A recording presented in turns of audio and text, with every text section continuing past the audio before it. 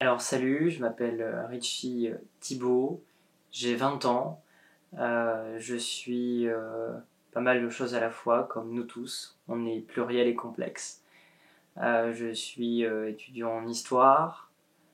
Bon, je sèche beaucoup les bancs de la fac, mais pour me documenter, m'imprégner de ressources historiques de manière autodidactique, en lisant, en écoutant, en puisant dans les histoires plurielles, que les gens ayant participé directement à l'écriture de l'histoire me racontent. Par ailleurs, j'essaie d'écrire un peu, de faire du journalisme plein de subjectivité, avec la subjectivité du cœur, de faire des interviews avec David Dufresne sur Europost, de faire des éditos sur Quartier Général avec Aude Lancelin. Voilà, je milite beaucoup. Je suis dans le champ de l'activisme social et écologique. Je suis porte-parole de PEPS pour une écologie populaire et sociale, cofondateur de Peuple Révolté, sur quoi cette interview va être diffusée. Bref, là ça fait un peu liste de CV, c'est totalement dépersonnalisé, mais pour me présenter de manière beaucoup plus naturelle, spontanée si je puis le dire ainsi, euh, et biographique. Je suis le fils d'une mère gitane, d'un père manouche. Et si vous regardez cette vidéo aujourd'hui, c'est parce que ma vie, elle a bifurqué à un moment donné. C'était à l'époque des Gilets jaunes, en 2018, le 17 novembre. Un matin, je me réveille et je me dis, Richie, va aux côtés de ces gens-là qui sont debout, dignes. J'étais sur un rond-point à 500 mètres de chez moi et je suis arrivé à la politique de cette manière-là, par le feu, sans y être invité ni convié. J'avais 14 ans à l'époque, j'étais au collège. Et depuis, je donne beaucoup de mon temps, de mon énergie, de ma vie, et j'arrive pas à m'arrêter en la matière, à la lutte et à l'engagement politique, parce que j'ai un irrépressible, un inébranlable désir de jours meilleurs, d'une vie meilleure. J'ai cette conviction profonde qui m'anime, qui génère beaucoup d'énergie, de passion chez moi, qu'on n'est pas condamné à subir ce putain d'ordre des choses pourri. On peut vraiment constituer quelque chose de meilleur. On n'est pas tous d'accord, on est loin de tout partager, mais je suis convaincu qu'on peut réussir à essayer de bricoler un truc plutôt sympa. Un truc dans lequel les gens seraient un peu plus heureux, voilà, sortiraient la tête de sous l'eau, et un truc un monde dans lequel on pourrait avoir un peu de tranquillité, un monde dans lequel les gens pourraient sourire, être heureux, dans lequel on pourrait passer du temps les uns avec les autres, s'enlacer, s'aimer, cesser de courir en permanence, d'être pris par le temps, oppressé par le temps, et les impératifs de productivité. Bref, ça part un peu dans tous les sens. En fait, on peut se présenter de 36 000 façons. J'ai toujours été saoulé par la question dis-nous qui es-tu, parce que c'est compliqué de se présenter comme ça. Au début, je vous ai fait un CV, ça fait un peu prétentieux, le mec il fait ci, il fait ça, et c'est totalement déshumanisé, et ça en a sûrement saoulé certains d'entre vous. Ensuite, j'ai fait un truc plutôt biographique. Voilà, les racines, c'est important d'être enraciné quelque part d'où je viens. Ça a pu en saouler d'autres pour d'autres raisons. Mais voilà, je suis aussi caractérisé par des appétences, des compétences particulières et des inclinaisons particulières, comme le fait de kiffer parler. Et vous venez de voir, parce que pour cette simple première question, je parle déjà beaucoup. Et voilà, j'aime beaucoup discuter, échanger, et pas que parler, parce que vous me voyez sûrement beaucoup parler, mais en réalité, j'aime beaucoup passer du temps à écouter les autres et à me nourrir mes réflexions de ce que j'écoute chez les autres, du vécu des autres, des histoires, des témoignages, de l'altérité des gens qui nous entourent. Alors, j'ai grandi à Sainte-Foy-la-Grande, en Gironde. Enfin, j'ai grandi dans un bled qui s'appelle Pineuil. C'est juste à côté, mais souvent les gens ne connaissent pas Pineuil, ils connaissent Sainte-Foy-la-Grande. C'est vraiment la ville voisine, hein, limitrophe, mais elle est beaucoup plus connue pour tout un tas de raisons. Déjà parce que c'est une ancienne bastide et ça génère une forme de rayonnement touristique du XIIIe siècle. Et puis parce que c'est la ville d'origine d'Élisée Reclus, grand penseur de l'anarchie, pionnier de l'écologie, grand géographe ayant comment dirais-je, donné ses lettres de noblesse à la géographie sociale. la géographie humanisée, et donc Sainte-Foy la Grande, comme le dit le nom alors qu'elle fait à peine 1 km² la Bastide, c'est assez connu. Donc souvent je dis je viens de Sainte-Foy, avec beaucoup de fierté et de prétention, non je rigole. Mais Pineuil c'est le nom du bled officiellement dans lequel j'ai grandi, j'ai vécu, c'est moins connu, voilà. Mais un peu c'est pareil, on s'en fout, c'est des noms quoi. Mais j'ai grandi dans ce coin-là, tu vois, en Gironde, au bord de la Dordogne, de la rivière, et à la confluence entre 3 départements, du coup la Gironde, la Dordogne et le Lot-et-Garonne. Un très chouette coin. J'ai grandi là-bas. J'ai grandi.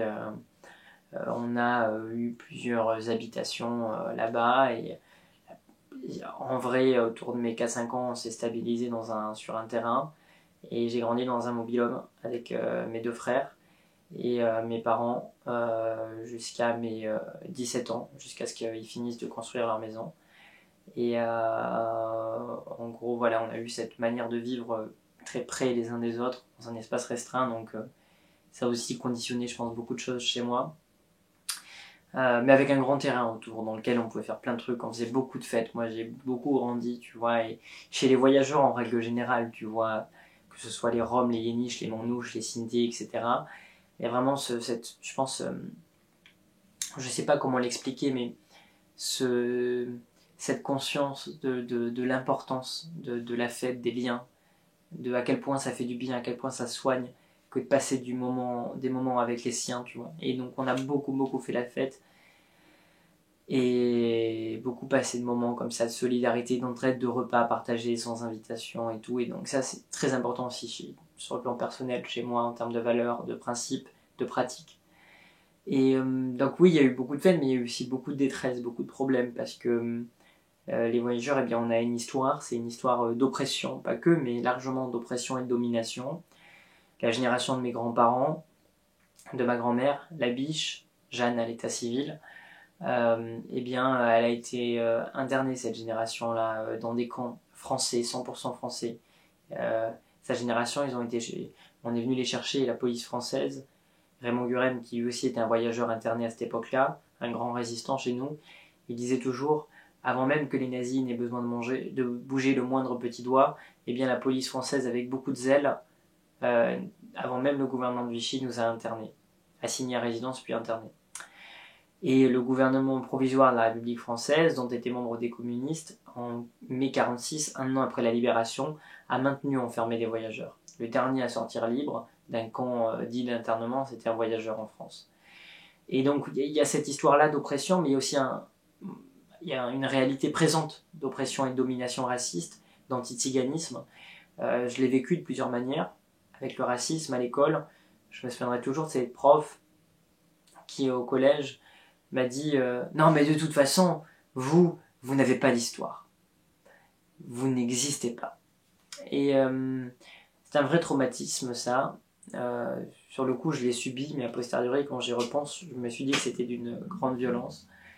Mes frères aussi, qui de facto se sont très vite retrouvés à la porte à la porte de l'école en quelque sorte, parce que l'école est totalement excluante pour toutes les populations qui sont mises à la marge et au banc, et notamment pour les voyageurs. D'autant que mon grand frère, il est hyperactif, il a des troubles du comportement, il y a un certain nombre de pathologies psychiques, et donc il y avait, comment dirais-je, pour des raisons supplémentaires, il avait encore 2 fois plus de chances de se retrouver mis au banc et exclu de l'école, qui est une institution extrêmement excluante et uniformisante. Et donc voilà, il y a eu aussi beaucoup de souffrance sur le plan social, beaucoup de détresse autour de moi, pas juste sur le plan familial, mais parce que Sainte-Foy-la-Grande, c'est la ville la plus pauvre dans sa catégorie. Il y a beaucoup de populations qui sont abandonnées, parce que voilà, moi j'ai vu ma grand-mère qui toute sa vie a travaillé, et dans ta vie quand tu travailles, ben, parfois tu dois que t'as pas de diplôme, et c'était le cas chez beaucoup de voyageurs, et ça l'est encore, pour différentes raisons, et bien des fois tu es emmené à travailler en tant qu'ouvrier agricole au noir, parce que non pas parce que tu as envie de travailler au noir, mais parce que les patrons te proposent que du travail sous cette forme-là. Et du coup, t'as pas de cotisation, et donc à la fin de sa vie, elle se retrouve, alors qu'elle a travaillé toute sa vie durant, avec 400 € de minable pension. Et donc quand tu vois ça, c'est beaucoup de souffrance, mais aussi beaucoup de fierté pour elle, qui était une femme très forte et qui, malgré cette pension misérable, n'arrêtait pas de nous faire plein de cadeaux à tous ses petits-enfants, et qui en plus de ça, souvent à sa table avait 10 personnes matin, midi et soir, tu vois. Un vrai sens du partage et de la débrouillardise, un truc impressionnant. Donc, tu vois, cette confrontation à l'adversité que j'ai eue très jeune, elle participe beaucoup, elle a beaucoup participé à la fabrique de mon identité politique aussi et sociale. Donc voilà, c'est aussi des choses très très violentes. C'est un oncle dans la famille, Daniel, qui quand j'avais, je sais pas, une dizaine d'années, s'est fait tuer par les flics, je crois que c'était en 2014, 2013, 2014. Et donc dans le dos, Biscarrosse est arrivé. Ça aussi c'était très traumatisant, tu vois. La présence policière dès le plus jeune âge contre les voyageurs. Vous savez, quand des citoyens dits lambda, français de souche, comme aiment le dire les fachos d'extrême droite, eh bien, sont entendus dans le cadre de procédures juridiques, judiciaires, ou que par exemple ils doivent subir une perquisition. Il y a des flics qui vont chez eux faire la perquisition, des flics de la brigade du coin. Par contre, quand on veut perquisitionner des voyageurs, on emmène tout de suite le RAID, le GIGN ou la BRI devant des enfants, etc. Donc tout ça, c'est très violent, c'est très traumatisant. Et alors, le truc, c'est que j'aurais pu être dans une posture de résignation, comment dirais-je, j'aurais pu me dire la vie c'est de la merde, c'est profondément nul, c'est chiant, c'est injuste, et donc je ferme ma gueule, je subis en silence, et je me mets à la marge de la société, je m'invisibilise tout seul, la société m'invisibilise, donc je fais rien, quoi. Voilà, je reste assigné à l'identité, je reste enfermé dans la case dans laquelle souhaite m'enfermer le pouvoir et l'État. Et non, c'est pas ce que j'ai fait. Pourquoi? Parce que la vie, on a décidé ainsi. Non, je plaisante. Pourquoi j'ai pas fait ça? Ben parce qu'il y a eu l'histoire. Il y a eu le 17 novembre 2018, il y a eu les Gilets jaunes. Et là, ça a été un basculement majeur. Alors, les Gilets jaunes, c'est fondamental chez moi. Et il est même vrai que on peut vraiment dire que je suis né politiquement durant les Gilets jaunes. J'ai eu des expériences politiques, entre guillemets, au préalable. J'en ai eu une. J'ai monté avec des potes, et notamment avec Rémi Viennot, de l'association Espoir et Fraternité Tzigane de Franche-Comté, qui m'a accompagné pour monter un truc qui s'appelait le mouvement européen, le mouvement européen de la jeunesse rom, un truc du genre. J'avais 14 ans, c'était l'été 2018, et j'étais tombé, je commençais à m'intéresser de plus en plus à mes origines, et je suis tombé sur beaucoup de haine sur les réseaux sociaux par rapport aux voyageurs, aux Roms, et je suis tombé sur des trucs très violents, notamment des commentaires sous des reportages YouTube qui disaient des trucs du style Hitler n'en a pas tué assez, ou aurait dû en finir avec vous.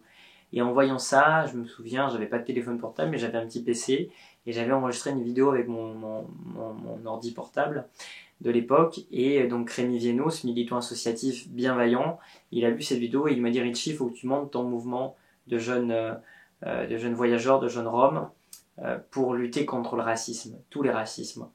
Et j'ai fait ça, c'était surtout sur les réseaux sociaux en faisant quelques vidéos, mais c'était un truc très cantonné aux réseaux sociaux.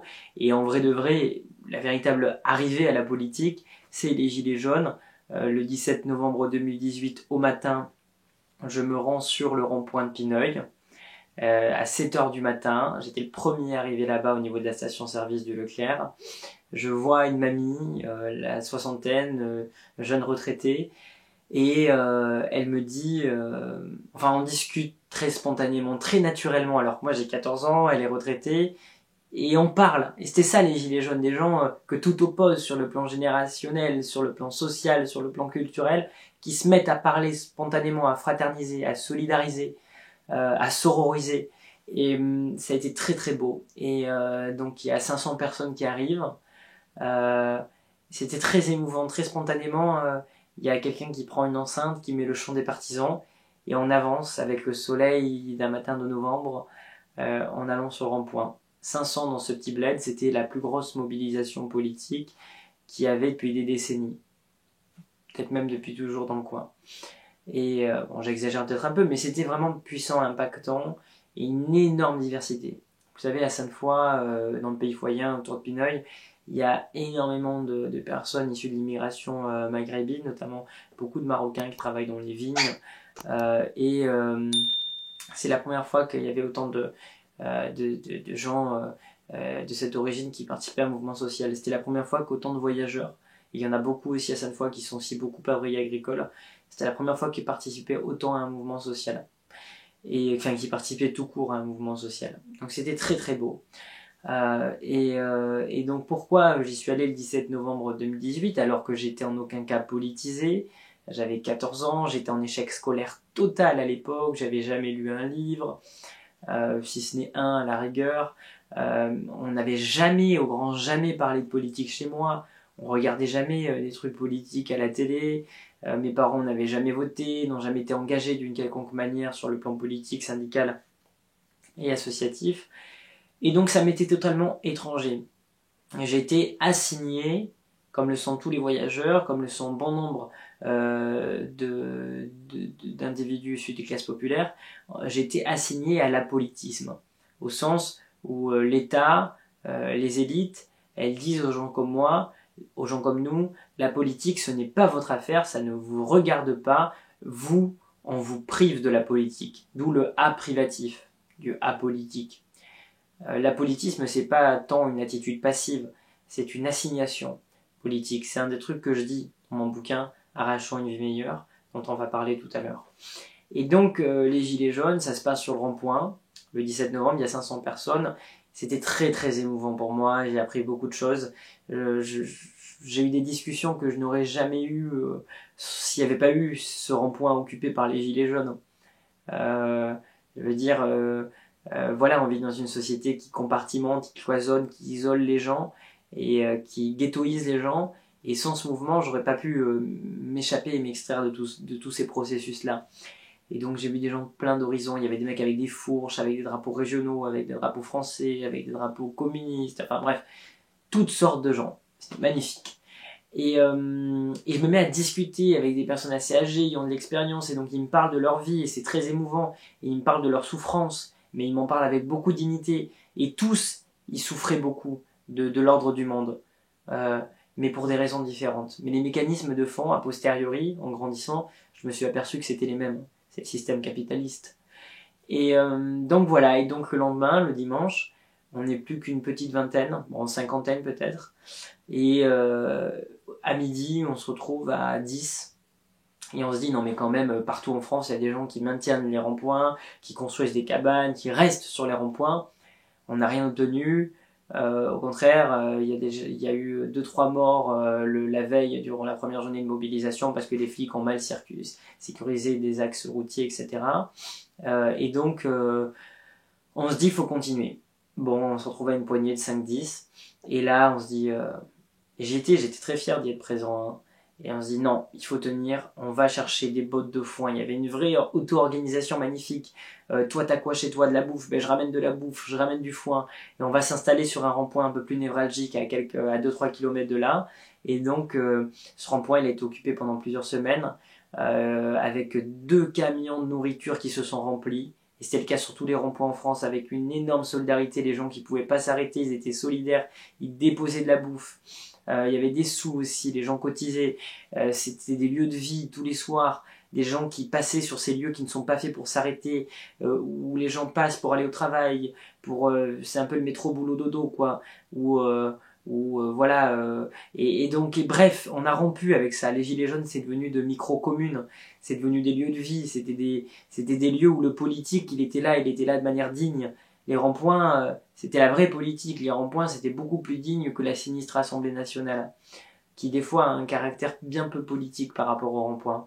Et donc j'y suis allé et je me souviens à chaque fois que je sortais du collège, Le soir, je me rendais sur le rond-point à pied, où je me faisais déposer par mes parents ou des gens. Et mes parents arrêtaient pas de m'appeler, ils étaient très inquiets, donc toutes les 5 minutes ils me disaient ça va, t'es pas trop loin. Ils passaient des fois en voiture pour regarder si ça allait. C'était pas leur truc, mais ils respectaient ma volonté. Ils avaient peut-être un peu du mal à saisir au début, mais d'être présent. Et donc voilà, et de fil en aiguille, au mois de janvier, je me dis, Richie, ce que tu vis là, ce que tu as appris, toi qui n'avais jamais lu et qui maintenant t'intéresse à la politique et tout, et a appris plein de choses en quelques semaines, il faut que tu partages tout ça, il faut que tu parles sur ce que j'avais envie de partager ce que j'avais vécu. Et donc c'était vraiment un désir puissant. Et donc à l'époque, les Gilets jaunes, c'était surtout sur Facebook que ça se passait sur le plan des réseaux sociaux. Et je me mets à lancer un live sur un groupe qui s'appelait La France en colère, animé notamment par notre camarade Eric Drouet. Et là, je me dis, bon, il y a une petite cinquantaine de personnes avec qui je vais échanger. À la fin, il y a plusieurs dizaines de milliers de personnes qui regardent Obama le live. Et je me dis, bon, je l'ai fait dans une salle de bain. Parce que nous, donc, je vivais en mobil-home, comme je vous l'ai dit tout à l'heure, et il y avait qu'une petite salle de bain en dur, et donc c'était le seul lieu qui était calme où je pouvais faire ça. Et donc dans ma salle de bain, tous les soirs, à partir de ce jour-là, au mois de janvier 2019, je faisais ces petits lives où il y avait plusieurs dizaines de milliers de personnes qui venaient discuter. Et ce qui était hyper marrant, c'est que je parlais de certains trucs, je racontais un peu ce que je vivais sur le rond-point à Sainte-Foy, enfin à Pineuil, mais en même temps, j'avais plein de gens qui me parlaient de différentes références, qui m'apprenaient des choses en live, comme on dit maintenant en direct. Et ça a été un véritable apprentissage. Il y a des gens qui passaient en même temps discuter avec moi en tant qu'invité. Et c'est comme ça d'ailleurs qu'on s'est connus avec le camarade qui est derrière la caméra et avec qui j'ai cofondé Peuple Révolté. C'est sur un de ses lives Facebook. Et depuis, on s'est plus lâché. Donc voilà, les réseaux sociaux, c'est aux mains de nos adversaires politiques. C'est absolument limité, il faut s'en émanciper. Ça a beaucoup, beaucoup de limites. Mais ça a eu ce mérite-là aussi. Voilà un peu pour les gilets jaunes, mais après, c'est vrai qu'il y a eu une phase du coup à partir de février, euh, mars et tout, où je me suis mis à aller pour les premières fois en manif à Bordeaux. J'ai réussi à convaincre mon père, ma mère, à m'emmener à Bordeaux en manif. C'était à 70 km de chez nous, mais c'était déjà un grand pas parce qu'ils n'avaient jamais fait de manif de leur vie et ça les intéressait pas. Ils sont pas vus. Et si, ce qui a fait qu'ils m'y ont emmené, c'est notamment l'insistance de ma mère. Ma mère, Cathy, euh, et je vous en parle avec beaucoup d'émotion, c'était une femme qui me dit souvent Richie, j'ai pas pu faire ce que je voulais dans ma vie, et moi, je rêvais quand j'étais petite d'être coiffeuse. Et pour différentes raisons, ça n'a pas été possible, mais je veux que mes enfants et je veux que toi, tu puisses faire ce que tu as envie de faire. Et moi, j'avais envie de m'engager, d'entrer dans la lutte. Et du coup, qu'est-ce qu'elle a fait? Elle a insisté auprès de mon père et tout, elle s'est débrouillée pour que elle ou lui m'accompagne, parce qu'il était hors de question pour eux de me laisser y aller seul. Et donc, ils m'ont accompagné et j'ai été dans les manifs à Bordeaux. Et là, j'ai rencontré plein de gens qui m'ont pris sous leur aile, tu vois. Je pense à Michel, enfin plein de potes, camarades. Et ensuite, à Paris, je me souviens, ma mère, on n'avait pas beaucoup de thunes à l'époque, c'était la galère parfois. Et elle avait été bosser toute une journée entière pour pouvoir me payer un billet de train à moi et mon grand cousin qui m'accompagnait pour aller à Paris. Elle n'y avait jamais été, elle rêvait d'y aller, donc elle m'a dit tiens, je vais te permettre à toi, mon fils, d'y aller. Et j'avais été en manif la première fois à Paris et j'avais été super bien accueilli. C'était pour l'arrivée d'un truc qui s'appelait la Marche pour la vie. C'était un groupe de voyageurs qui avait marché à travers toute la France depuis Perpignan jusqu'à Paris. Des voyageurs qui en plus portaient des revendications parce que l'un d'entre eux était en situation de handicap. À la fois pour les personnes en situation de handicap, les personnes handicapées, mais également pour les voyageurs. Et ils marchaient avec le drapeau rome. C'était très émouvant. Et je me suis dit, il faut que je sois là à l'arrivée à leur côté parce que ça me parle. J'avais 14 ans à l'époque encore. Et ils étaient arrivés devant l'Assemblée nationale pour déposer leurs revendications. Bien sûr, on les avait écartés aux invalides avec beaucoup de flics. Mais à l'arrivée, on était une trentaine invalides. Il y avait mon pote Mike, il y avait Priscilla Ludowski, il y avait Jérôme Rodriguez, et eux aussi m'ont adopté politiquement, ils m'ont beaucoup apporté. C'était très stimulant politiquement, c'était un véritable apprentissage. Et puis ensuite, de temps en temps, quand on avait un peu de sous avec mes parents, ils m'emmenaient ils m'ont permis d'aller en manif, notamment le 16 mars 2019. Et ça, je me souviendrai toujours. Mon père m'avait accompagné. Je me souviens toujours du 16 mars 2019. Le 16 mars 2019, sur les Champs-Élysées, c'est le premier ultimatum des Gilets jaunes, où on s'est dit, il faut castagner. Ils nous prennent pour des cons, donc maintenant on y va fort. Et donc, qu'est-ce qui s'est passé? Il y avait des gens de toute la France qui arrivaient dans toutes les gares, en bus, en train. C'était magnifique, très émouvant, dès le matin 7h. Et t'avais des gens, t'avais les boutiques de luxe qui s'ouvraient aux enfants du soufre. J'adore cette formule d'un poète que vous reconnaîtrez pour certains, j'en suis sûr. Et sur les Champs-Élysées, c'est-à-dire qu'en fait, il y avait toutes ces boutiques de luxe, LVMH, machin, bidule truc, enfin je les connais pas toutes, hein, c'est pas trop mon monde, mais il y avait toutes ces boutiques de luxe qui ont été pillées. Vous savez, bon, c'est une expression un peu fourre-tout, mais en gros, ce qui s'est passé, c'est que il y a ces boutiques et leurs patrons qui disent un peu aux gueux, vous paierez jamais ça, c'est nos signes de distinction sociale, et il vous faudra une vie de salaire pour vous payer nos petits trucs là, à nous la bourgeoisie qui nous permet de nous identifier. Eh bien on a été se servir, c'était magnifique, les gens ils distribuaient dans tous les sens, ça volait partout, c'était émouvant. Et ensuite il y a eu un vrai changement de cap, c'est-à-dire que jusqu'alors beaucoup de gens ils criaient chez les Gilets jaunes la police avec nous. Ils disaient on est pacifique, ils disaient monsieur le président de la République s'il vous plaît. Ils étaient respectueux, ils se sont toujours fait cracher, ils se sont fait cracher dessus durant toute leur vie, et malgré tout, ils continuaient à courber les chines et à baisser les yeux. Et ils attendaient quelque chose de leur bon maître. Et donc, pourquoi je vous raconte ça? Eh bien parce que, du coup, le 16 mars 2019, évidemment, à force de s'être pris plein la gueule et la tronche des violences, bah, les gens, ils se sont mis à se révolter vraiment pour le coup. C'est-à-dire que en fait, tu vois, tu prends le plus gentil toutou du monde, tu lui fous un coup, il réagit pas trop en réalité parce qu'il est sympa, il est docile. Tu lui en fous deux, il commence à se poser des questions et au bout du troisième coup, il est mort. Et là, la cocotte minute, elle a explosé le 16 mars 2019. Les gens, ils voulaient aller au combat.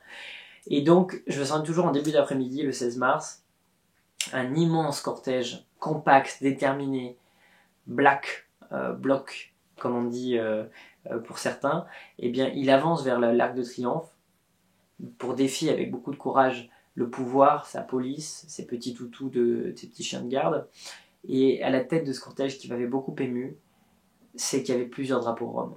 Et c'est vraiment, j'insiste beaucoup là-dessus, pour certains ça peut paraître anecdotique, mais le mouvement des Gilets jaunes, c'est vraiment la première apparition de masse dans un mouvement social dans l'espace public des voyageurs et des Roms. C'était très très fort. Pour moi, ça m'a beaucoup... voilà. Et puis, après, j'ai pas lâché la lutte, en fait. Tu vois, c'était déjà trop tard pour revenir à ma vie d'avant. En fait, quand vraiment tu rentres dans la lutte, d'une part, il y a une dimension cathartique, ça te fait du bien d'extérioriser tout un tas de choses. Et puis par ailleurs, tu vois tellement de souffrance, tu comprends, tu conscientises à quel point le monde il est injuste, il est violent. Parce que tu vois, nous en Occident, c'est très violent, notamment pour les indigènes de l'Occident, pour les étrangers de l'Occident qui y résident. Mais on est quand même assez privilégié parce que quand tu regardes dans le reste du monde, la situation elle est encore plus délétère. Bon, bref, du coup, forcément, quand tu es conscient de toutes ces injustices, de toute cette violence, de tout ce malheur que génère le monde capitaliste, tu peux pas lâcher l'affaire. Ça t'habite, ça brûle en toi, tu vois. Et souvent de fois, moi, on m'a dit, Richie, repose-toi, prends du temps pour toi. Et c'est des gens sages et de bons conseilleurs, c'est des amis qui me le disent. Mais j'y arrive pas, parce que ça a toujours envie de retourner au combat, de retourner sur la barricade, au sens figuré comme au sens propre. Et du coup, j'ai pas lâché le truc. À Sainte-Foy-la-Grande, en Gironde, à Pineuil, chez moi, parce que je vivais encore là-bas, 15, 16, 17 ans, je fais quoi? Je me mets certes à militer encore dans les luttes, dans l'activisme, les gilets jaunes, les mouvements sociaux, les mouvements climat, avec mon pote Enzo Raboui, tout ça, on fonde une des premières cellules Youth for Climate, le mouvement des grèves pour le climat lancé par Greta Thunberg au niveau du lycée. On organise des trucs de collecte de déchets, de ramassage, de clean walk comme disent les Ricains et les Britanniques. On ouvre un jardin autogéré en permaculture, on crée une asso de solidarité, les jeunes solidaires, on fait plein de trucs. C'est-à-dire qu'on allie à la fois la lutte radicale qui vise à détruire ce putain de système de merde et à le faire exploser pour construire une meilleure société. Et de l'autre, on fait des trucs que certains pourraient juger comme des trucs d'accompagnement, mais qui en réalité ont du sens, parce que en attendant que le grand soir ou que le parti d'avant-garde soit construit, c'est bien de faire des trucs. Et du coup, voilà, on a fait des trucs formateurs, on s'est formé à la permaculture. Donc ça a été l'effervescence politique en fait. Jusqu'à ce que je passe mon bac en terminale. Et là, je me dis, Richie, il faut que tu intensifies ton engagement. Et aujourd'hui, la lutte, principalement, c'est peut-être un problème d'ailleurs, elle se passe à Paris parce que c'est là où sont concentrées les institutions du pouvoir. Et donc, si tu veux t'engager encore davantage et défier encore plus ce pouvoir et défier encore plus l'autorité qui fait souffrir autant de gens, il faut que tu ailles à Paris leur mener la guerre encore plus près, quoi. Et du coup, qu'est-ce qui se passe à ce moment-là, je passe mon bac. Et là, pour moi, c'est aussi très important parce que tous les profs qui, au collège, en troisième, me disaient non mais gamin, va vers le professionnel avec une vision très péjorative de l'enseignement professionnel, il faut pas que tu ailles en général, ça va enlever une place, etc. De manière très sélective. De toute façon, vous êtes pas fait les petits gitans pour aller en général. J'avais 10 de moyenne, en même temps ça se comprenait de leur point de vue. Hein. J'étais en échec scolaire total, j'étais entre 9 et 10. Ils n'auraient pas parié un copec sur moi, comme dirait mon prof de SVT, qui était un des seuls à croire en moi, et de l'époque, François Goustillas. On l'embrasse fort, et il croyait en ses élèves, et ça c'est important. Et du coup, il leur donnait leur chance. Et du coup, qu'est-ce qui s'est passé? Eh bien, je passe mon bac avec entre 18 et 20 à toutes les épreuves finales.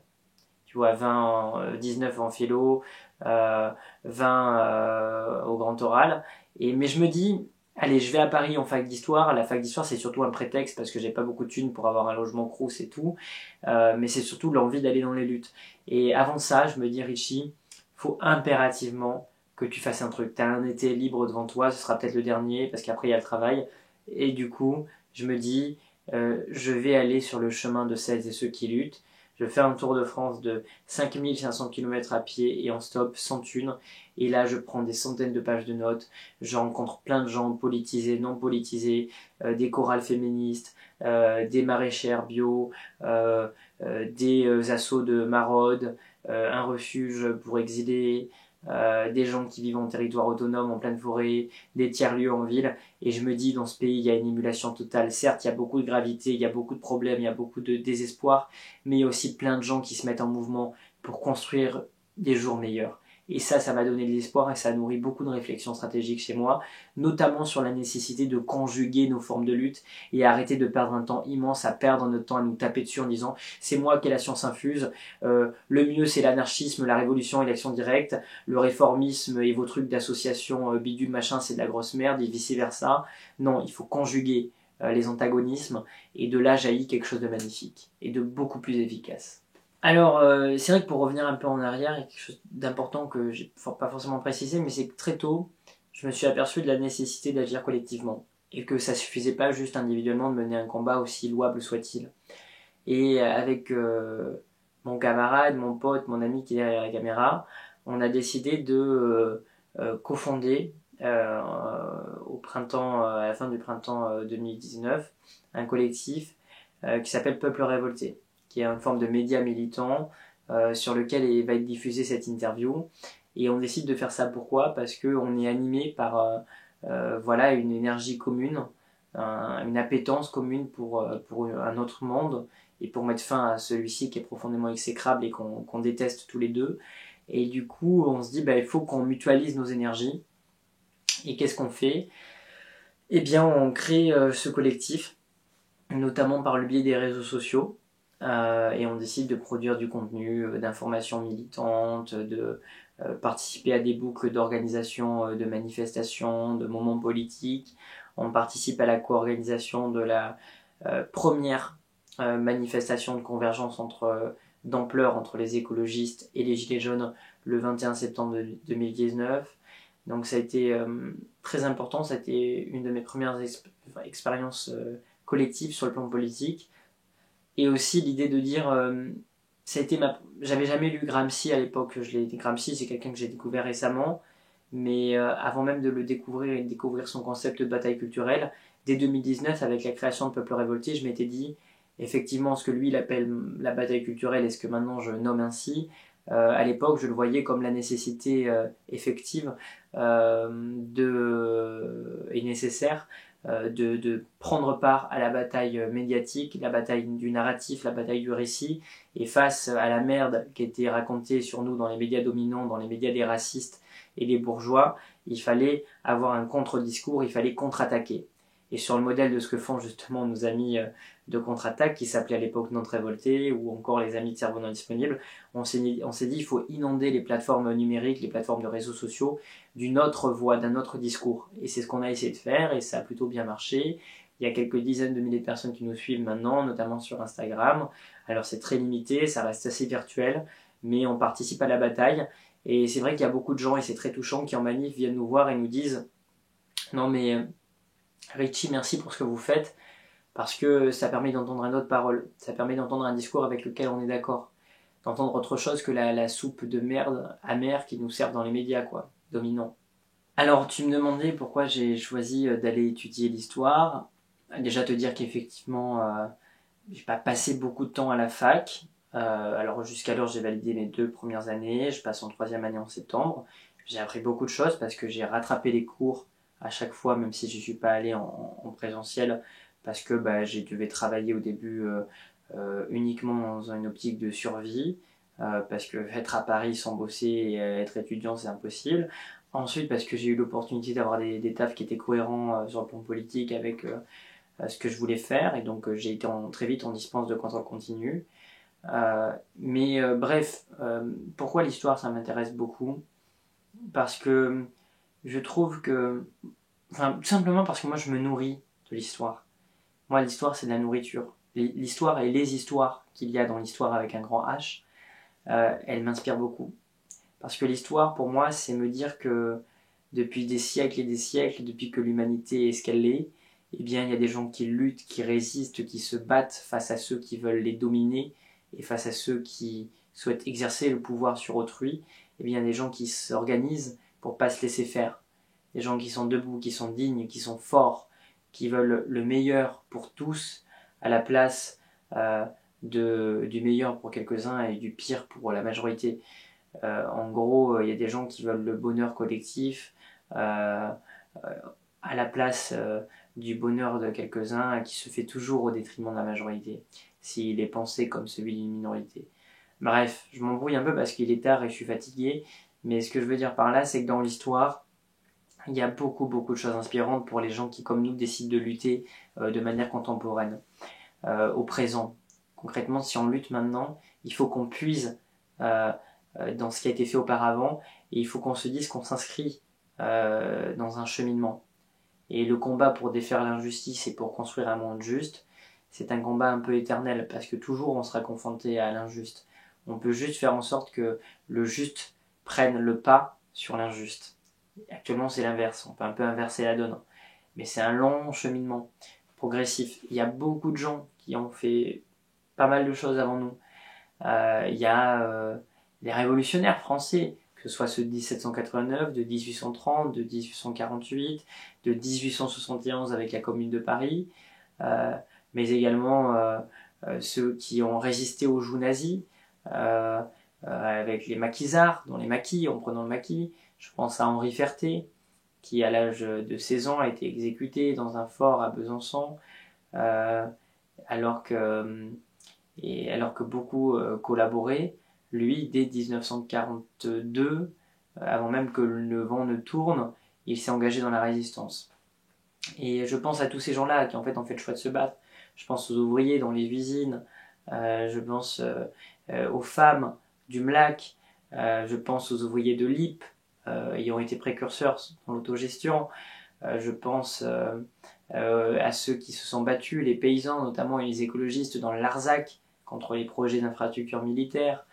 Je pense à tous ces gens de Thomas Sankara jusqu'à Rosa Luxembourg, en passant par de manière beaucoup plus contemporaine, Nuit debout, les Gilets jaunes, les zapatistes, nos amis dans le Rojava. Je pense voilà, à toutes celles et ceux qui ne se contentent pas de subir la merde ambiante, mais qui finalement se disent faut se bouger, parce qu'on n'est pas condamné à subir le pire, on peut construire le meilleur. Voilà, en gros, on n'est pas condamné à subir l'ordre des choses et le monde tel qu'il est, on peut faire un monde tel qu'on le souhaite. Et donc, il faut puiser là-dedans. Pourquoi ? Parce que pour éviter de perdre du temps et de reproduire des écueils passés, ben, il faut avoir conscience de ce qui a déjà été fait, de ce qui a marché, de ce qui n'a pas marché. Et en fait, l'histoire, en regardant dans le passé, tu peux aller plus vite et plus loin, et tu peux mieux avancer vers le futur. Donc voilà, pour moi, si tu veux, on a toujours tendance, en Occident notamment, à cloisonner le temps entre présent, passé, futur. En réalité, ça doit être très fluide, et il faut nourrir les trois périodicités. Il faut qu'elles se nourrissent les unes les autres, et qu'on arrive à articuler notre manière de concevoir ces trois espaces-temps psychiques. Alors, du coup, effectivement, quand on lutte, on peut faire plein de trucs différents. Et il n'y a pas juste une manière de lutter et de s'engager. Et peut-être que pour vous le montrer, je peux vous parler de tout un tas d'expériences que j'ai pu avoir, notamment là depuis que je suis arrivé en région parisienne en 2022, d'expériences militantes et politiques sous des formes très très diverses et très complémentaires également. Très vite, je vous le disais en parlant de Peuple révolté tout à l'heure, il y a eu la dimension de la bataille médiatique, la bataille culturelle, de la bataille de l'information qui a eu une importance capitale à mes yeux. C'est la raison pour laquelle, quand on est arrivé avec mon pote Enzo Raboui, on a été dans le même lycée, dans la même classe en terminale, et on voulait se suivre à Paris pour voilà, s'engager à fond dans nos luttes. Eh bien, on a fondé un média commun qui s'appelait La Luciole sur les réseaux sociaux, et on a fait beaucoup de trucs. Il a couvert beaucoup de manifs, on a fait des micro-trottoirs ensemble, on a fait pas mal d'interviews. Voilà, c'était une manière de documenter les luttes, de faire écho, de faire en sorte que la voix de celles et ceux que le pouvoir veut silencier, et bien de faire en sorte que cette voix que le pouvoir veut silencier, et bien on puisse y faire le maximum d'écho. C'était voilà la raison de la création de ce média indépendant. Voilà, des petites lucioles qui viennent gêner la vue des dominants, qui viennent étinceler nos vies. Et donc c'était un super beau projet, c'était très très bien. Et moi j'ai fait beaucoup de trucs en même temps, et donc c'est la raison pour laquelle Enzo il a décidé un peu de prendre son envol comme une petite luciole, et maintenant il continue cette démarche de manière indépendante. Vous pouvez les suivre sur les réseaux sociaux. On s'est un peu autodissous en quelque sorte. Et de mon côté, j'ai continué cette pratique du journalisme dans deux médias à la ligne éditoriale complémentaire, mais en étant personnellement très indépendant. Le premier, c'est Quartier Général, fondé par Aude Lancelin, chez qui je fais 1 à 2 éditos mensuels. En gros, des trucs qui durent entre 2 à 5 minutes max, où je parle des sujets d'actu. Et d'ailleurs, là, je suis en train de me dire en pleine nuit, au moment où on tourne cette vidéo, qu'il faut que je commence à rédiger le prochain, parce qu'on a un tournage bientôt. Donc ça permet voilà, de faire entendre des luttes, de faire écho à des mobilisations à venir, de dire pourquoi il est important de s'y mobiliser, de visibiliser des sujets qui passent à la trappe.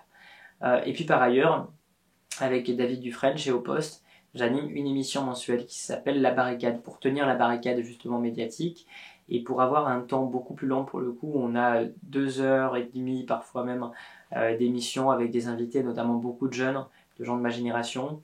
Et là, on essaie de parler des mobilisations qui nous concernent notamment, mais pas que, on fait des trucs aussi thématiques. On a fait une superbe émission pour la fête de l'insurrection gitane le 16 mai de cette année, donc 2024. C'était super. Et ça a permis de sortir de l'angle mort la question de l'anti-tiganisme, qui est dans l'angle mort de l'antiracisme. On a fait ça avec Dylan Schut, de La Voix des Roms, Anina Tiutiou, d'École pour tous, que je salue ici, qui a été ma première avocate en garde à vue à Paris, avec Lise Foineau, qui est une des rares chercheuses qui fait très très bien son job sur la question de l'antitiganisme. Donc voilà. Et puis, en parallèle, parce que c'est pas forcément de ça que tu arrives à vivre, en quelque sorte, sur le plan économique, eh bien j'ai eu la chance de pouvoir taffer dans un truc pas trop contraignant, notamment à mi-temps. En fait, un jour, en allant à la radio, parce qu'il m'arrive très régulièrement d'intervenir dans l'émission d'Adil Farkan, que je salue également, qui est un vaillant journaliste. Et il anime une émission qui s'appelle Les Informés sur Beurre FM. Et c'est une émission d'actualité. Et en y allant une fois, j'ai rencontré un gars qui s'appelle Aklim Elouli, qui est aujourd'hui un sénateur écologiste. Et à l'époque, il était adjoint au maire dans une ville communiste de Bonneuil-sur-Marne. Et il m'a dit, Richie, on cherche quelqu'un pour bosser avec nous en tant qu'assistant des élus, pour faire de la rédaction pour nous, à mi-temps. Et donc ça m'a permis à la fois d'avoir des revenus et de concilier ça en étant indépendant avec mes engagements politiques et militants. Donc voilà, ça fait bien rire parce qu'à chaque fois les gens me disent, notamment les fachos, les trolls, macronistes me disent non mais putain ce mec il en fout pas une, c'est un petit bourgeois, alors petit bourgeois qui travaille pas. Des fois j'aimerais vraiment bien me débarrasser du travail. Surtout que parfois on est très incohérent à gauche, et moi le premier parce que dans mon bouquin donc Arrachant une vie meilleure, vous verrez il y a tout un chapitre qui est une critique radicale du travail comme une activité aliénante.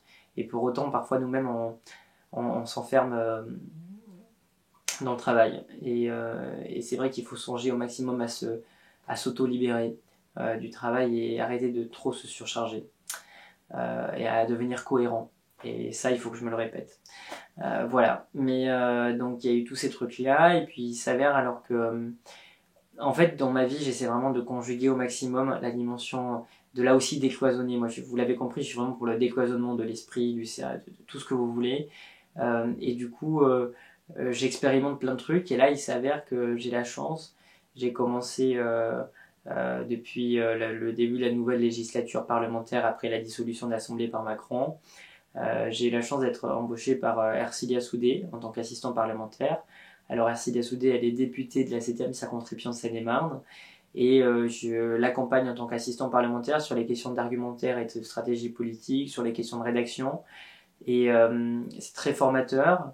C'est très agréable de travailler avec elle parce que c'est une femme pleine de convictions, qui n'est pas du tout dans les clous de la politique dominante.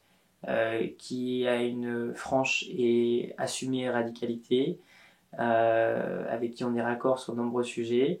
Et le fait de bosser à l'Assemblée nationale, certains pourraient dire c'est hyper contradictoire pour un mec qui a certaines sensibilités, notamment vis-à-vis de la pensée anarchiste. En réalité, c'est très important parce que justement, en étant au sein de ces institutions, tu comprends encore mieux et tu comprends encore plus près leurs limites, leurs travers et le pourquoi du comment il faut les combattre. Et donc c'est aussi très intéressant sur le plan politique de vivre de l'intérieur le cauchemar que c'est pour mieux le combattre et pour mieux en cerner les failles. Voilà. Alors faut pas se laisser attraper et dévorer, il faut y aller avec une vraie carapace pour pas se laisser absorber dans la machine qui a une volonté d'assimiler les corps qui lui sont étrangers. Mais ça j'y veille et donc voilà. Vous savez, moi on m'a beaucoup approché de part et d'autre pour rejoindre des mouvements politiques et j'ai toujours été dubitatif. Jusqu'à ce que j'ai des potes, Merlin, Patrick, Marjorie notamment, qui viennent me parler d'un truc qui s'appelle PEPS. Moi quand on parle de PEPS, je me dis, je pense à l'expression ça donne du PEPS. Bah, effectivement, si un jour vous venez sur PEPS, chez PEPS, vous verrez que ça donne du PEPS. Et donc blague à part, PEPS ça veut dire pour une écologie populaire et sociale. Et pour moi, tout de suite, ça a sonné différemment que les autres mouvements politiques. Il y avait quelque chose de nouveau. Pourquoi ? Déjà parce que c'est un mouvement qui est né durant la deuxième assemblée des assemblées des Gilets jaunes à Saint-Nazaire.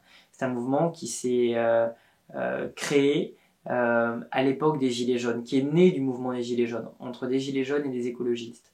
Et déjà, c'est très beau pour moi et c'est pétri de sens parce que moi aussi, je suis arrivé à la politique à ce moment-là, comme je vous le disais au début. Et donc ça faisait sens pour moi que de rejoindre ce mouvement, ne serait-ce que pour cette raison. Mais aussi parce que ce mouvement, c'est un mouvement qui parle d'écologie populaire, d'écologie antiraciste, d'écologie décoloniale, d'écologie intersectionnelle.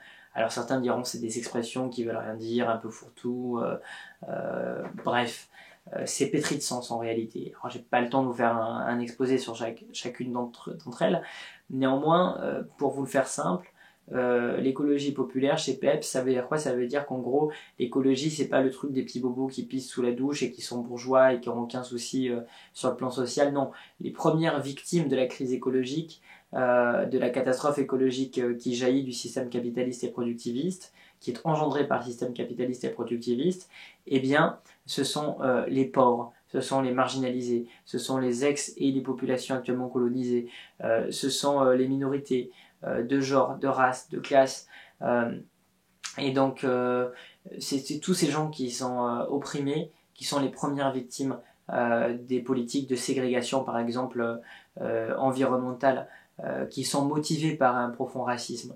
Je m'explique en donnant un exemple très concret. Les voyageurs, en France, ils sont volontairement ségrégés, ils sont volontairement mis au banc de la société et installés sur des terrains à proximité de sites autoroutiers, à proximité de voies de chemin de fer, à proximité de cimetières, à proximité de Céveso. Vous vous souvenez sûrement du site Céveso à Rouen en 2019 qui a brûlé. Le premier lieu de vie à proximité du site Céveso à Rouen, eh bien c'était une dite aire d'accueil de gens du voyage qui n'a rien d'accueillante, il n'y en a aucune qui est accueillante. Eh bien, ce site, pendant que la police et l'État évacuaient toutes les populations environnantes, ils ont envoyé la BAC pour parquer les voyageurs à côté sur l'aire dite d'accueil. Donc c'est ça, nous, chez PEPS et chez les écologistes radicaux, intersectionnels, on appelle ça le racisme environnemental. Bref, en fait, ça faisait beaucoup de sens pour moi de rejoindre PEPS, parce que c'est pas un vieux groupuscule qui va toujours puiser dans les mêmes terreaux idéologiques, dogmatiques. Voilà, c'est un truc qui se nourrit et qui cherche à articuler plein de choses qui en fait doivent être articulées plutôt qu'être opposées, notamment les notions sociales, les notions d'écologie, les notions démocratiques. Chez PEPS, on dit que pour s'attaquer au capitalisme et pour construire des jours meilleurs, des jours heureux, il faudra que la réponse elle soit à la fois sociale, écologique et démocratique. On ne peut pas laisser un de ces axes de réponse de côté, sinon c'est du jardinage de bas étage. Alors du coup, effectivement, depuis tout à l'heure je vous raconte ça, puis je vous parle aussi de la partie un peu fun de la lutte, les rencontres, les beaux moments de joie collective, mais c'est aussi beaucoup de répression. Et c'est très très difficile. Parce qu'effectivement, quand tu te bouges et que tu montres, quand on montre à plusieurs qu'il y a un autre chemin qui est possible, plutôt que la soumission, il y a celui de la lutte qui s'offre à nous, et bien là, le pouvoir, il panique. Et bien là, ceux qui profitent de l'ordre dominant que justement on remet en question, ils commencent à se dire, il faut qu'on les mate, il faut qu'on les remette dans le droit chemin, il faut qu'on les empêche de remettre en question nos privilèges. Et donc ces gens-là, ils ont des arsenals entiers, qu'ils ne cessent de densifier d'ailleurs. Vous savez, Tolstoï, un grand auteur et anarchiste russe, il disait « À chaque révolution et révolte avortée, le pouvoir densifie son appareil coercitif, c'est-à-dire son appareil de répressif. En gros, il donne plus de moyens à la police pour casser la gueule des manifestants, voire pour les tuer. » Et donc, ça a été beaucoup de répression pour ma part.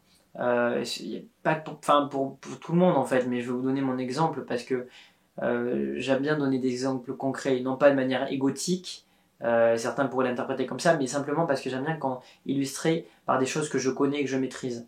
Et dans ce que moi j'ai vécu, vous allez vous y retrouver, et dans ce que vous vivez, je m'y retrouve.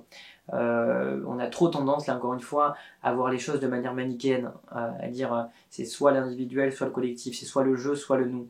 Dans le jeu, il y a le nous, dans le nous, il y a le jeu. Donc, en fait, moi j'ai vécu les gardes à vue, notamment, beaucoup à répétition. Je crois que j'en suis à 8 gardes à vue arbitraires, toutes classées sans suite, hormis une qui me vaut un procès contre Macron.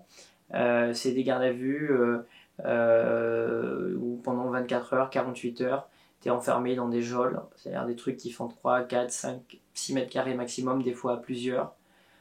Ça pue la pisse. Il faut que tu demandes à des flics qui sont racistes la plupart du temps, qui disent des trucs horribles, racistes et misogynes dans les couloirs, de te servir un verre d'eau et d'aller pisser. Des fois, ils te font attendre pendant plusieurs heures pour te chambrer, alors que tellement ils n'ont pas le droit, quoi. Ils sont censés respecter ta dignité, c'est une obligation légale. T'es auditionné à toute heure du jour, de la nuit, tu vois rien d'ailleurs, t'as des néons de lumière blanche, bleue qui sont pointés sur toi en continu. C'est très très dur, c'est très humiliant, et le pouvoir il fait ça pour déstabiliser, pour empêcher les gens de revenir dans les manifs, parce qu'ils savent que s'ils reviennent dans les manifs, ils vont revivre le cauchemar qu'ils ont vécu en garde à vue, et ça marche. Combien de gens j'ai croisé, notamment des plus jeunes, des lycéens, qui après leur première garde à vue ne sont plus revenus en manif par peur d'en refaire une autre, parce qu'ils ont été traumatisés. Et il y a de quoi être traumatisé quand tu es en garde à vue. Tu vois des gens qui sont malades psychiquement, qui sont là alors qu'ils devraient bénéficier de soins. Tu vois des personnes sans abri qui font exprès de venir en garde à vue parce que en plein hiver ils ont froid et faim à l'extérieur.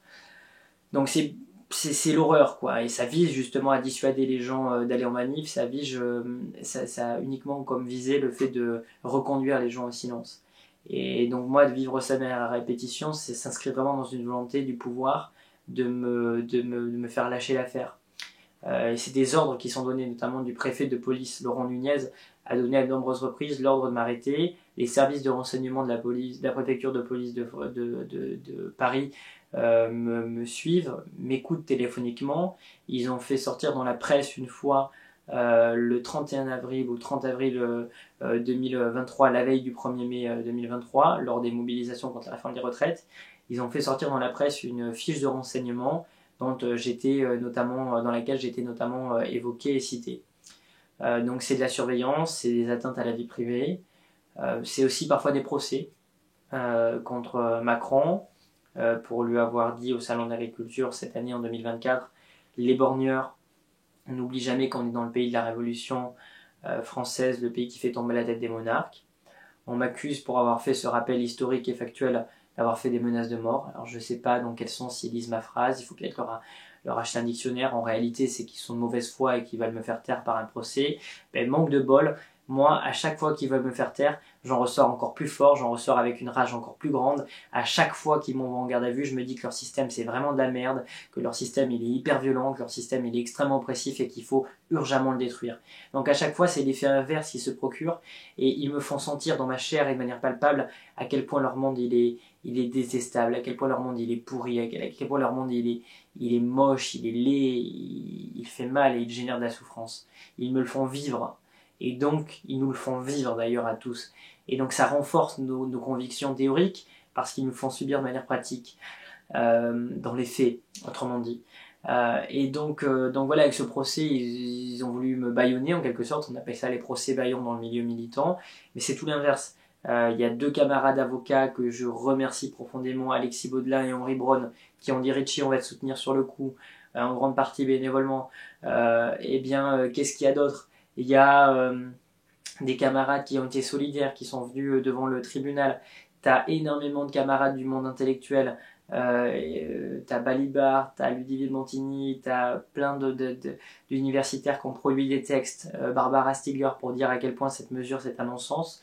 Et en fait, le procès qu'ils ont voulu me faire pour avoir fait ce rappel historique, on veut le transformer en procès contre Macron. On a voulu faire citer Christophe Détinger au procès, et il y sera. Ce procès il va avoir lieu le 9 août de cette année, et ils l'ont reporté en 2026 en voyant que justement on voulait en faire une tribune politique, parce qu'ils ont eu les pétoches, et ils ne voulaient pas que dans un tribunal où on entend que la parole du pouvoir et la voix du pouvoir, eh bien, il y ait une voix dissonante qui soit exprimée. Et donc ils ont repoussé ça en 2026, c'est quasiment inédit, mais on sera prêt s'ils abandonnent pas la procédure en ayant les chocottes. Et puis il y a également une autre affaire du même acabit, suite à une plainte de Bardella, qui pour le moment n'est pas totalement instruite. Il y a eu une enquête, mais on n'a pas de retour du parquet pour le moment. Mais une plainte là également pour des faits de menaces, parce que je lui avais rappelé sur un plateau que le fascisme est une menace à éradiquer. Je lui avais rappelé l'histoire de son parti de Nazillon, ça lui avait pas plu, et donc il avait déposé plainte de ce fait. Donc voilà, il y a tout un appareil judiciaire, un appareil de police qui se met au service de la répression et de la silenciation de nos voix et des voix dissonantes dans ce pays. Pourquoi? Parce que notamment la justice, comme le disait très bien Foucault, elle a pour but de normaliser les dérives de la police. C'est-à-dire que la police, c'est un peu les chiens de garde extrêmement enragés et bien dociles et très très zélés souvent, qui sont au service du pouvoir pour mater les gens. Et quand ils matent les gens, forcément ils transgressent le droit. Et ils font des choses qui sont encore plus pas normales que ce que permet le droit. Et le droit tel qu'il est, il permet déjà de faire des trucs dégueulasses. Donc autant dire que quand on transgresse, on n'en parle même pas, c'est des meurtres, c'est des assassinats, etc., politiques, de la police. Et donc finalement la justice elle a pour but de normaliser, c'est-à-dire de faire entrer dans la norme les dérives de la police qui sont elles-mêmes ordonnées par le pouvoir. Et c'est pour ça que, pour moi, c'est très important à chaque fois de rappeler que Macron et Édouard Philippe sont par exemple de sinistres éborgneurs, parce que c'est eux qui ont donné les ordres. Alors même si les flics ont pris un plaisir fou à le faire, c'est quand même eux qui ont donné les ordres de crever un maximum d'œil dans les manifs, quoi.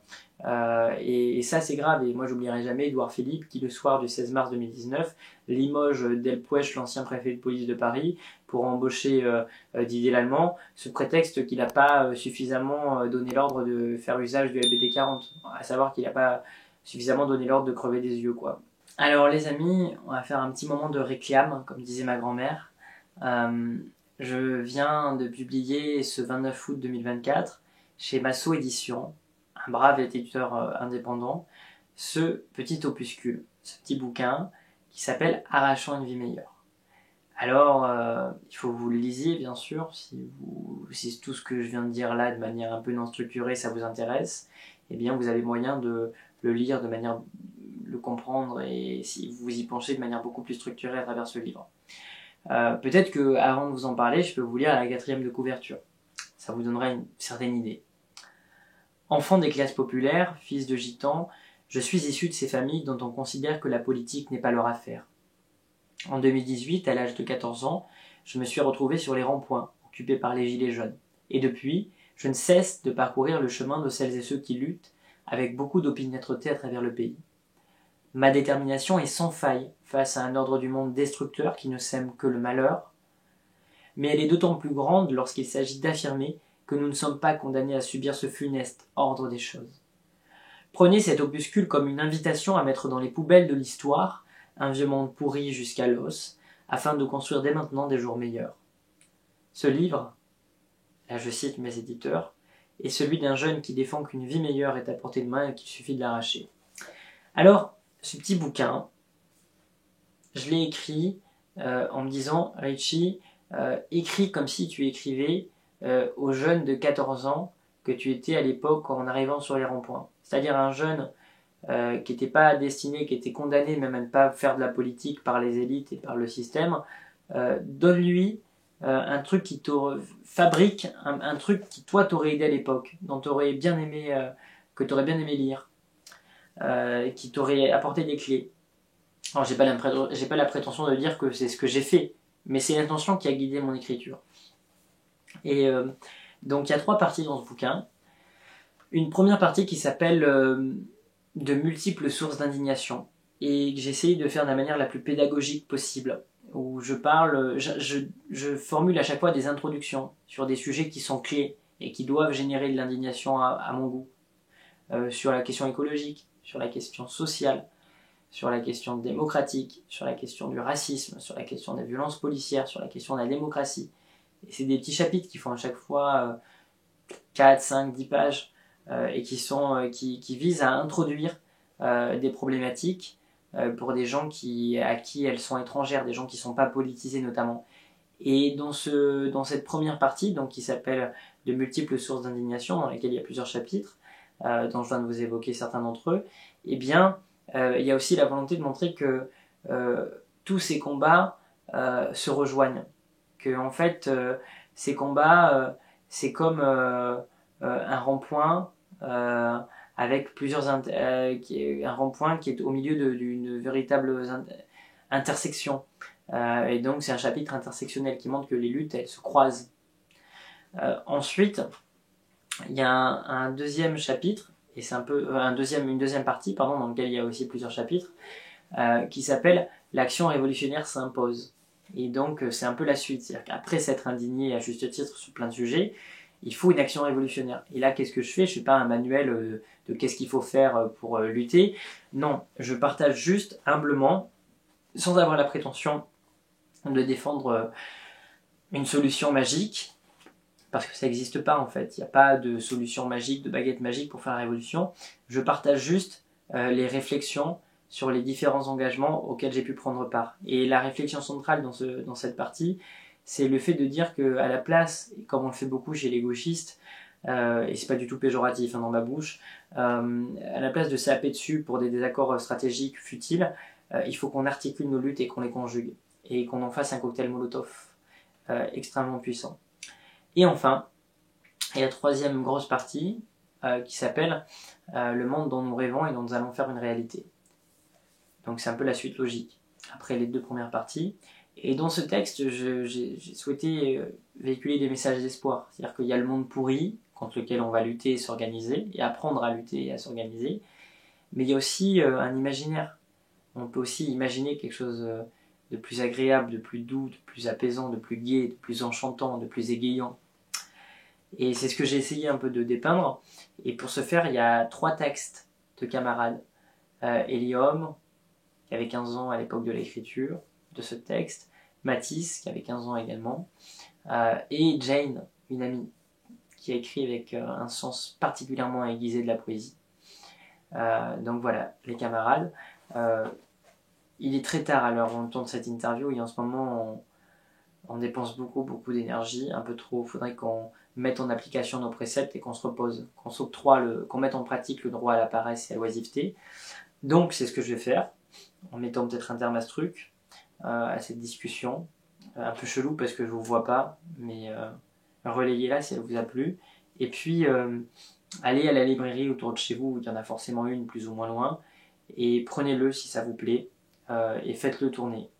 Dans les lycées, dans vos facs, sur vos lieux de travail, dans la rue, dans les boîtes à livres, partout, et discutez. Et n'hésitez pas à m'écrire pour me dire Richie, il y a tel et tel point, c'est de la grosse merde, et moi je souhaite que ça à la critique. Parce que la critique, ça fait grandir. On a souvent une vision de la critique en mode, on confond souvent la critique avec l'insulte. La critique, ce n'est pas l'insulte. L'insulte, elle n'est pas à confondre avec la critique. L'insulte, c'est de la haine et de la bêtise. Par contre, la critique, c'est dire, Richie, en l'occurrence, je ne suis pas d'accord avec toi, parce que moi, mon vécu, c'est celui-ci, parce que moi, j'ai lu ci, parce que moi, j'ai fait ça, et parce que je pense honnêtement que ta vision, elle est biaisée sur ce point-là. Et c'est grâce à la critique qu'on met en commun, qu'on apprend les uns des autres, et qu'on évolue. Et elle est souhaitable. C'est un art. Donc, la suite, quelle est-elle ? La suite, c'est de lutter obstinément, inlassablement, pour arracher cette vie meilleure. Parce que, comme je le dis souvent, ils ne vont pas nous la donner. Parce que nous donner une vie meilleure, ce serait renoncer à leurs privilèges. Ils ne vont pas le faire.